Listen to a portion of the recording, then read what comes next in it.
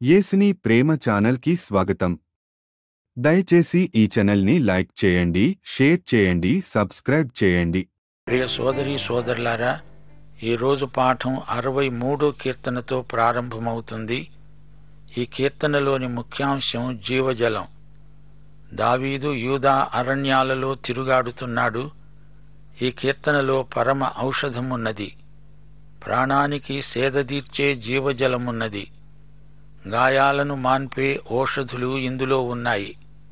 సంఘానికి ఈ కీర్తన అమూల్యమైన కానుక. దప్పిగొన్న వానికి దేవుడు జీవజలం అనుగ్రహిస్తాడు. ప్రాచీన కాలంలో పితరులు ఈ కీర్తనను ప్రతి సమావేశంలో, సమాజ కూటాల్లో గానం చేసేవారు.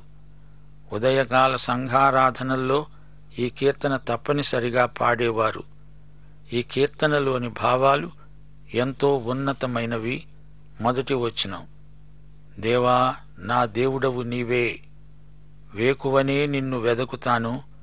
నీ బలమును నీ ప్రభావమును చూడాలని పరిశుద్ధాలయమందు నేనెంతో ఆశతో నీ తట్టు కనిపెట్టి ఉన్నాను. నీళ్లు లేక ఎండి ఉన్న దేశమందు నా ప్రాణము నీ కొరకు తృష్ణగొని ఉన్నది. నీ మీది ఆశ చేత నిన్ను చూడాలని నా శరీరం కృషిస్తున్నది. దావీదు దేవుని యందే తన ఆశ్రయాన్ని కనుగొన్నాడు. ప్రార్థనే అతనికి ఆదరణ. అలాగే ప్రవచన రీతిగా ఇశ్రాయేలుకు కలిగే మహాశ్రమలలో వారు దేవుని వైపు తిరుగుతారని ఈ కీర్తన బోధిస్తున్నది. దేవుని కోసమై దావీదు ఎంతో వాంఛ కలిగి ఉన్నాడు. అరణ్యంలో దప్పిగొని ఉన్నాడు. రాజసౌధాన్ని విడిచిపెట్టి వచ్చాడు. 4-6 వచనాలలో అంటున్నాడు: నా మంచము మీద నిన్ను జ్ఞాపకం చేసుకొని రాత్రి జాములందు నిన్ను ధ్యానిస్తున్నాను. నా జీవితకాలమంతా ఈలాగున నిన్ను స్తుతిస్తాను. నీ నామమును బట్టి నా చేతులు ఎత్తుతాను అంటున్నాడు దావీదు. దావీదుకు గొప్ప దేవుడున్నాడు. ఆ దేవుని కోసమై ఆకలి దప్పులు కలిగి ఉన్నాడు. ఆయనే అతణ్ణి తృప్తిపరచగలడు. తానిప్పుడు దేవాలయంలో లేడు, ఎక్కడో అరణ్యంలో తలదాచుకుంటున్నాడు. అయినప్పటికీ తన చేతులెత్తి దేవునికి స్తుతులు సమర్పిస్తున్నాడు.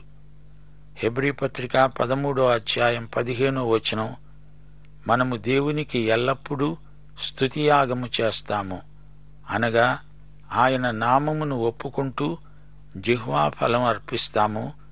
దేవుణ్ణి స్తుతించండి.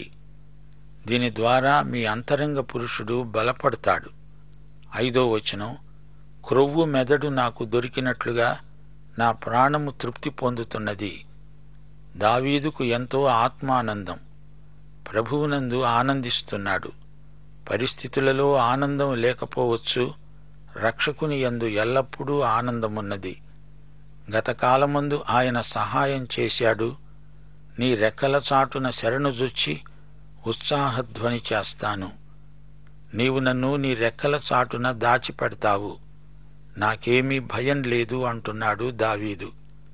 మంచి భోజనం కంటే దేవునితో సహవాసం తనకు ఎక్కువ ఆనందం. నా ప్రాణము నిన్ను అంటిపెట్టుకొని వెంబడిస్తున్నది. నీ కుడిచేయి నన్ను ఆదుకుంటున్నది.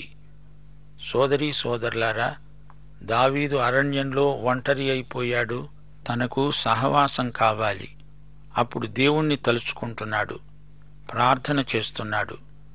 మన హృదయవాంఛలను దేవుడే తీర్చగలడు. అతనికి రాత్రి నిద్ర పట్టడం లేదు. ఆ సమయంలో మంచం మీదే పరుండి దేవుణ్ణి తలంచుకుంటున్నాడు. నిద్రపట్టని రాత్రులు ఆత్మ పరీక్షకు, ఆరాధనకు అనువైన సమయాలు. దేవుడు నీకు ఎట్టి సహాయం చేశాడో సింహావలోకనం చేసుకోవడానికి అదే అనుకూల సమయం. రాజు దేవుణ్ణి బట్టి సంతోషిస్తాడు. అబద్ధాలాడేవారి నోరు మూయబడుతుంది. నా శత్రువులు అంతరిస్తారు. దేవుడు నాకు తోడై ఉన్నాడు అంటూ దావీదు ఈ కీర్తనను ముగిస్తున్నాడు. ఇప్పుడు మనం 64వ కీర్తనలోకి వస్తున్నాము.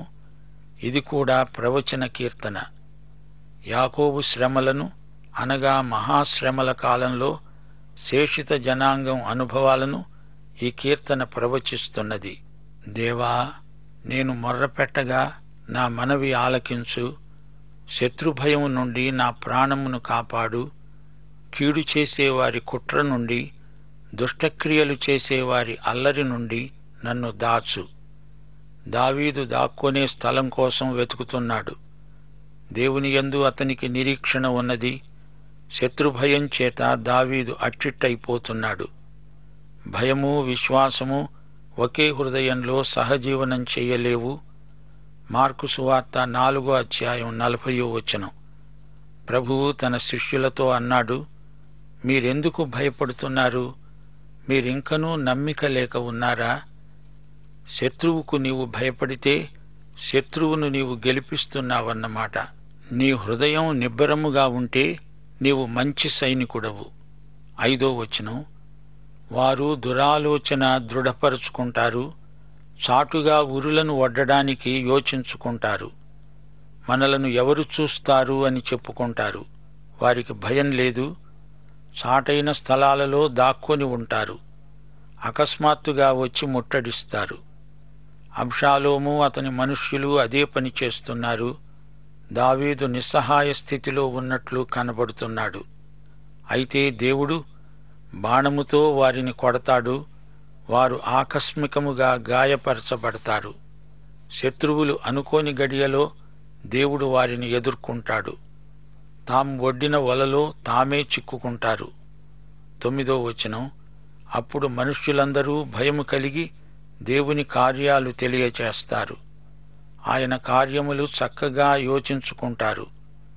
నీతిమంతులు ఆనందిస్తారు. సోదరీ సోదరులారా, ఈ కీర్తన ముగింపులో దావీదు అన్నమాట విన్నారా?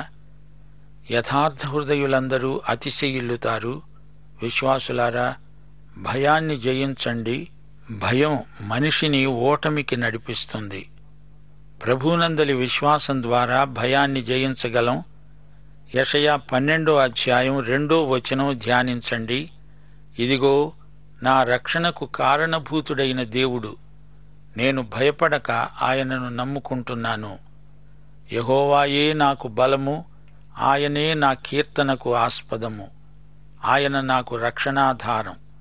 ప్రియ శ్రోతలారా, సైతాను విశ్వాసులను చేజిక్కించుకోవాలని చూస్తున్నాడు. మనలోని బలహీనతను ఆసరా చేసుకొని మనల్ని లొంగదీయాలని చూస్తాడు. అయితే మన దేవుడు సైతాను కంటే శక్తిమంతుడు. అంతిమ విజయం దేవునిదే. దేవుని యందు విశ్వసించిన వారిదే విజయం. దేవుడు మన ప్రార్థనలన్నీ వింటాడు. మన కష్టాలు గ్రహించగలవాడు. మనల్ని ఆదరించేవాడు ఆయనే. ఇప్పుడు మనం 65 కీర్తనలోకి వస్తున్నాము.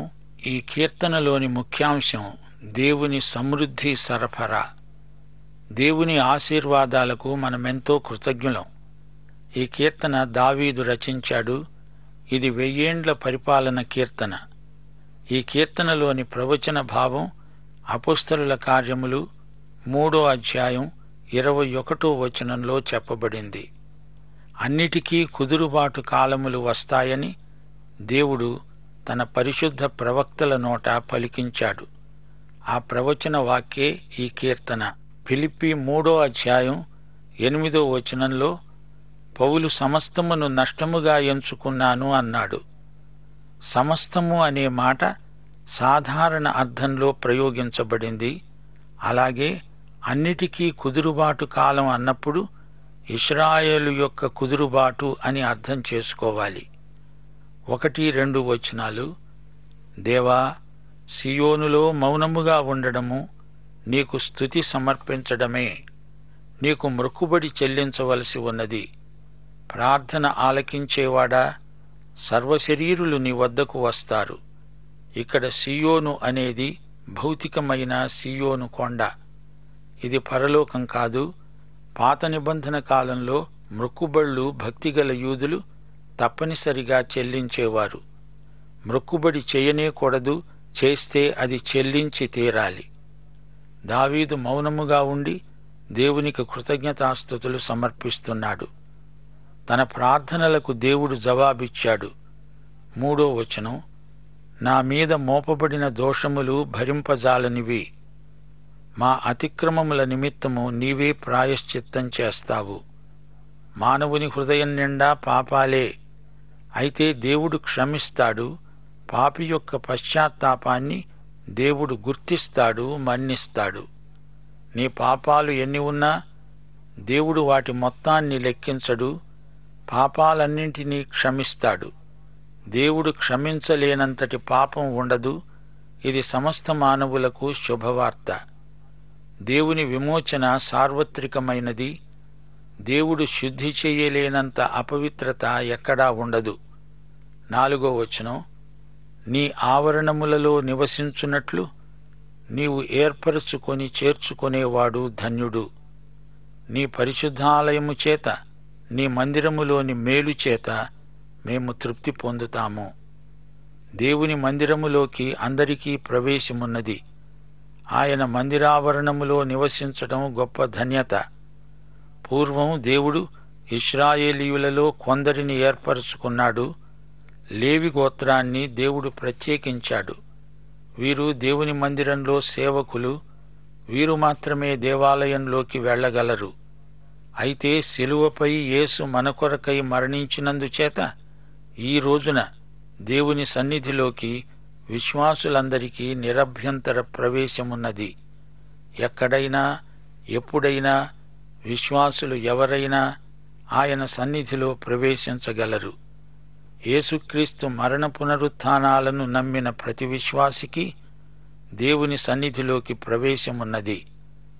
6వ వచనం, బలమునే నడికట్టుగా కట్టుకొనినవాడై తన శక్తి చేత పర్వతములను స్థిరపరిచేవాడు ఆయనే.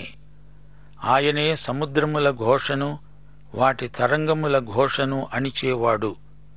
జనముల అల్లరిని చల్లార్చేవాడు. 9వ వచనం, దేవుని నది నీళ్లతో నిండి ఉన్నది. 11వ వచనం, సంవత్సరమును నీ దయాకిరీటమును ధరింపచేసి ఉన్నావు. నీ జాడలు సారము వెదజల్లుతున్నాయి. 13వ వచనం, పచ్చిక పట్లు మందలను వస్త్రము వలె ధరించి ఉన్నాయి. లోయలు సస్యములతో కప్పబడి ఉన్నాయి. అన్నీ సంతోషధ్వని చేస్తున్నాయి. అన్నీ గానం చేస్తున్నాయి. ఇది పంటకోత సమయానికి సంబంధించిన దృశ్యం. ప్రకృతి సౌందర్యమందు దేవుని మహిమ కనపడుతున్నది. దేవుని సృష్టియందు ఆయన మహిమ కనపడుతుంది. దేవుని సౌశీల్యాన్ని, స్వభావాన్ని సృష్టిలో మనము కొంతవరకు చూడగలం. దేవుని ప్రేమ, దేవుడు తన ప్రజలను పోషించే విధానం సృష్టిని పరిశీలించినప్పుడు మనకు తేటగా కనపడుతుంది. దేవుని దాతృత్వం, ఆయన కనికరం, ప్రేమ, కాపుదల ఇవన్నీ మనల్ని ఆనందంతో నింపుతాయి. ఏ భేదమూ లేక సమస్త ప్రజలకు ధారాళంగా ఇచ్చే దేవునికి స్తుతి స్తోత్రం. మన హృదయాలు కృతజ్ఞతతో నిండినప్పుడు మనము దేవుణ్ణి స్తుతిస్తాము, ఆరాధిస్తాము. ఇప్పుడు మనం 66వ కీర్తనలోకి వస్తున్నాము. దేవుడు ప్రార్థనలకు జవాబిస్తాడు. వ్యక్తిగతంగానూ సామూహికంగానూ దేవుడు ప్రార్థనలకు జవాబిస్తాడు. ఈ కీర్తన ఎవరు రాసింది మనకు తెలియదు. ఇది స్తుతి కీర్తన, ఆరాధన కీర్తన. సర్వలోక నివాసులారా, దేవుణ్ణి గూర్చి సంతోష గీతం పాడండి. ఆయన నామప్రభావమును కీర్తించండి. ఆయనకు ప్రభావము ఆరోపించి ఆయనను స్తోత్రించండి. ఈలాగు దేవునికి స్తోత్రం సమర్పించండి. నీ కార్యములు ఎంతో భీకరమైనవి. నీ బలాతిశయమును బట్టి నీ శత్రువులు లొంగి నీ వద్దకు వస్తారు. సర్వలోకము నీకు నమస్కరించి నిన్ను కీర్తిస్తుంది. దేవుడు లోకాన్ని ఎంతో ప్రేమించాడు. లోక నివాసులందరూ ఆయనను స్తుతించాలి. దేవుడు లోకానికి తన కుమారుణ్ణి అనగా రక్షకుణ్ణి అనుగ్రహించాడు. యేసు నీ రక్షకుడైతే పాడడానికి నీకొక పాట ఉన్నది. అందరితో కలిసి పాడు, దేవుణ్ణి స్తుతించు. 5వ వచనం, దేవుని ఆశ్చర్య కార్యాలను చూడండి. నరుల ఎడల ఆయన జరిగించే కార్యములను చూడగా ఆయన భీకరుడై ఉన్నాడు. ఆయన సముద్రమును ఎండిన భూమిగా చేశాడు. జనులు కాలినడకచే దాటారు. అక్కడ ఆయన యందు మేము సంతోషించాము. ఆయన తన పరాక్రమము వలన నిత్యము ఏలుతున్నాడు. అన్యజనుల మీద ఆయన తన దృష్టి ఉంచి ఉన్నాడు. ద్రోహులు తమను తాము హెచ్చించుకొనతగదు. దేవుడు ఇశ్రాయేలీయులను ఎర్ర సముద్రము దాటించాడు. గత చరిత్రలో దేవుడు వారిని రక్షించాడు. ఈ రోజు వరకు కూడా దేవుడు తన ప్రజలను కాపాడుతున్నాడు, రక్షిస్తున్నాడు. 10వ వచనం, దేవా, నీవు మమ్మను పరిశీలించి ఉన్నావు. వెండిని నిర్మలము చేసే రీతిగా మమ్ములను నిర్మలులను చేసి ఉన్నావు. నీవు బందీగృహంలో మమ్మను ఉంచావు. మా నడుముల మీద గొప్ప భారం పెట్టావు. నరులు మా నెత్తి మీద ఎక్కేటట్లు చేశావు. మేము నిప్పులలోనూ నీళ్లలోనూ పడ్డాము. అయినను నీవు సమృద్ధి గల చోటికి మమ్మను రప్పించి ఉన్నావు. పుటం పెట్టిన వెండిలాగా మనల్ని ఇబ్బందుల కొలిమిలో దేవుడు శుద్ధి చేస్తాడు. ఇలాంటి శ్రమల ద్వారా మనకు జ్ఞానం అబ్బుతుంది. యుక్తాయుక్త విచక్షణ అలవడుతుంది. క్రమశిక్షణ మనకెంతో మేలు చేకూరుస్తుంది. ఉత్తరోత్తర సత్యము కోసం నిలువబడే కృప శ్రమల ద్వారానే మనకు ప్రాప్తిస్తుంది. జీవితం దేవుడు మనకిచ్చిన ఉచిత వరమని, దానిని పెంపొందించుకోవాలని నేర్చుకుంటాము. జీవితం మన హక్కు కాదు, దేవుని కృపావరం మాత్రమే. 14వ వచనం, నాకు శ్రమ కలిగినప్పుడు నా పెదవులు పలికిన మ్రొక్కుబడులను, నా నోరు వచించిన మ్రొక్కుబడులను నేను నీకు సమర్పిస్తాను. పొట్టేళ్లను, ధూపమును, కొవ్విన గొర్రెలను తీసుకుని నీకు దహన బలులు అర్పిస్తాను. ఎద్దులను, మేకపోతులను అర్పిస్తాను.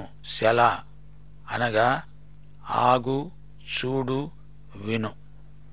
దేవునితో బేరసారాలు ఆడకూడదు. చేసిన మ్రొక్కుబళ్ళు చెల్లించాలి. దేవుడు ఆడిన మాట తప్పడు. అలాగే మనము కూడా మాట తప్పని ప్రజలమై జీవించాలి. 18వ వచనం, నా హృదయములో నేను పాపమును లక్ష్యము చేసిన ఎడల ప్రభువు నా మనవి వినడు. పాపాలు ఒప్పుకోవడం ఆత్మకు ఆరోగ్యం. దేవుని వాక్యం వింటూ ఉండాలి. పాపాన్ని ఏ రూపంలోనైనా పసికట్టగలిగి ఉండాలి. దావీదు తన పాపాలు ఒప్పుకున్నాడు. దేవుడు క్షమించాడు. పశ్చాత్తాపపడకపోతే, కొన్ని పాపాలను దాచిపెట్టుకుంటే దేవునికి మనకు మధ్య ఒక అడ్డుగోడ ఏర్పడుతుంది. పాపాలు వీలైనంత వరకు ఒప్పుకోవాలి, విధేయత చూపాలి.